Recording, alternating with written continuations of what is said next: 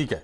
तो यहाँ समझ में जो बात आ रही है कि भाई नियम बन गए हैं, दरवाजे खुल गए हैं, अब कंपनियां तय करेंगी कि वो कैसे इसमें इनोवेटिव प्रोडक्ट्स लाती है, क्योंकि इसमें टेक्नोलॉजी का भी इस्तेमाल होना है।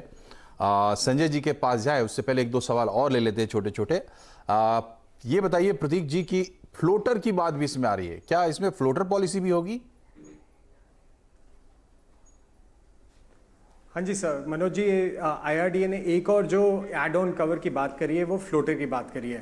तो अगर आपके घर पे अब आपके पास 2, 3, 4 अलग अलग गाड़ियाँ हों, अलग अलग किस्म की गाड़ियाँ हों, तो आईआरडीए कह रही है अब इनके लिए आप एक पॉलिसी ले सकते हैं।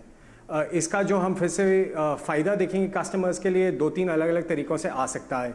एक हो सकता है कि हम देखें इंश्योरेंस कंपनी अब इनोवेट करेंगी, वो नए नए प्रोडक्ट्स निकालेंगी, लेकिन एक फ़ायदा हम ये देख सकते हैं कि जैसे हमने अभी पे एज यू ड्राइव की बात करी, तो हो सकता है हमारी पूरी 3-4 गाड़ियों का नंबर ऑफ़ किलोमीटर देखते देखते आपको महीने के एंड में एक प्रीमियम पे करना पड़े, एक बिल पे करना पड़े, तो अलग अलग गाड़ी के अलग अलग इंश्योरेंस करने की नीड नहीं हो।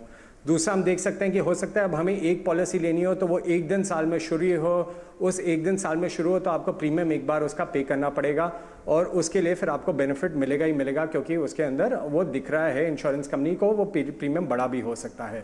तो आगे ये फ्लोटर जाते जाते नई नई इनोवेशन आने वाली हैं। इंश्योरेंस कंपनीज अभी सोच रही हैं कि कैसे इनोवेट करें, फ्लोटर को कैसे इंट्रोड्यूस करें। ये बहुत ही न्यू आइडिया है जो आईआरडीए ने इंट्रोड्यूस करा है और बहुत ही बेनिफिशियल होगा कस्टमर्स को। जी, तो नया आइडिया है, बेनिफिशियल होगा, ये राय है हमारे दो जो पैनलिस्ट हैं उनकी। लेकिन ये दोनों लोग जो हैं वो आप कह सकते हैं कि इंश्योरेंस कंपनियों के लिए काम करते हैं। हमारे साथ फाइनेंशियल एडवाइजर है, हम ये मान के चलते हैं कि वो जनता की बात करेंगे।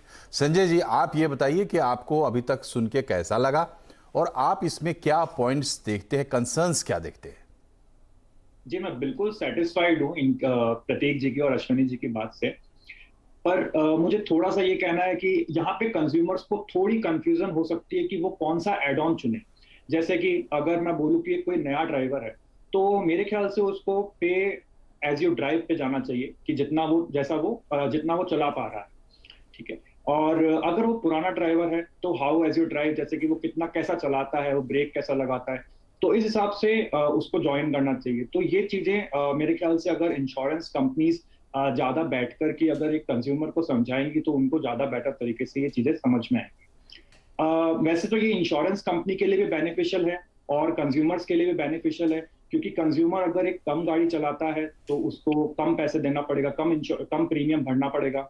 लेकिन अगर एक पर्सन और यहाँ पे इंश्योरेंस कंपनीज को भी बहुत बेनिफिट होगा। जैसे अगर एक्सीडेंट होता है तो पहले कई बार इंश्योरेंस कंपनीज के साथ में फ्रॉड होता था कि सामने वाला पर्सन हमेशा यही बोलता था कि थर्ड पार्टी, मतलब कि सामने वाले पर्सन से गलती हुई है, मुझसे गलती नहीं हुई। लेकिन अब ये जो टैली लग जाएगा इसके अंदर, हम जिससे ट्रैक कर पाएंगे कि सामने वाले की स्पीड क्या थी, ब्रेक क्या थी, ब्रेकिंग उसने सही लगाई कि नहीं लगाई, और भी बहुत सारी चीजें, तो उससे इंश्योरेंस कंपनी ज्यादा बेटर तरीके से ट्रैक कर पाएगी और इंश्योरेंस क्लेम पास कर पाएगी। तो मुझे ये लगता है कि बहुत अच्छा है, दोनों के लिए विन विन कंडीशन है। लेकिन इंश्योरेंस कंपनी थोड़ा सा इस पे कंज्यूमर्स को गाइड करेगी तो ज्यादा बेटर रहता है। अश्विनी जी, जो आपने बातें सुनी संजय जी की, तो ये जो कह रहे हैं क्या बहुत उलझन वाली बात हो जाएगी, क्योंकि डिवाइस लगाने की